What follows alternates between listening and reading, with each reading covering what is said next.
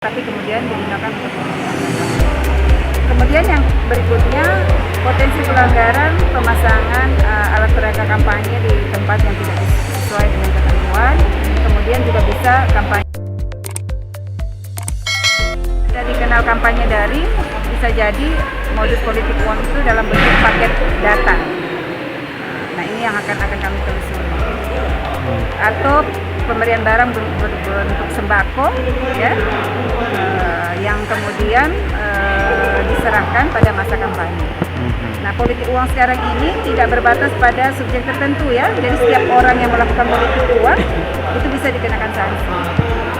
Kemudian netralitas ASN, karena kebetulan di Kabupaten Belo ini kan diikuti oleh calon petahana. Jadi potensi netralitas ASN-nya juga tentu sangat tinggi. Kemudian yang ketiga, penggunaan program kegiatan pemerintah daerah untuk kepentingan pasangan calon tertentu.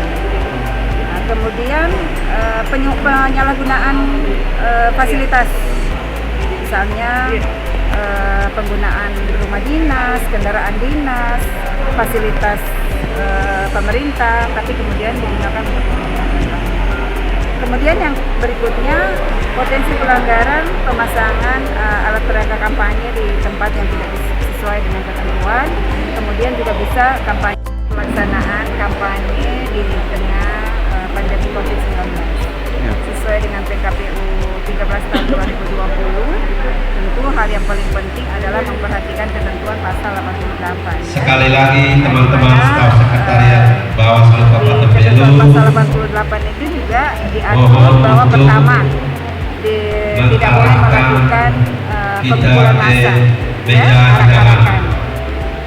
Nah, jadi kalaupun dilaksanakan pertemuan terbatas, maka harus dibatasi jumlahnya 50 orang. Nah ini terkait dengan protokol kesehatan. Jadi kalau nanti ada pelanggaran terhadap protokol kesehatan, tugas pengawas yang ada di lapangan, baik kecamatan, desa, kelurahan ataupun kabupaten, pertama memberikan teguran tertulis.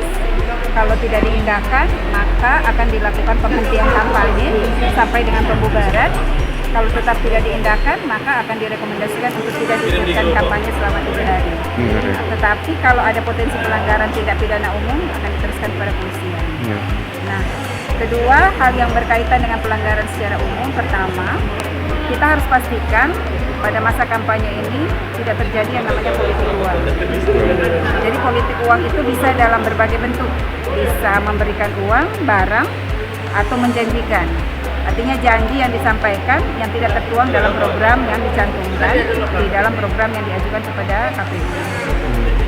Kemudian dari kenal kampanye daring, bisa jadi modus politik uang itu dalam bentuk paket data.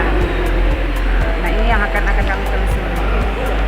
Atau pemberian barang berbentuk sembako, ya, yang kemudian diserahkan pada masa kampanye.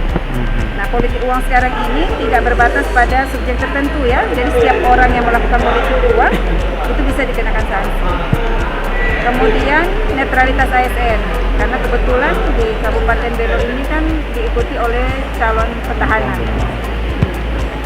Jadi potensi netralitas ASN-nya juga tentu sangat tinggi.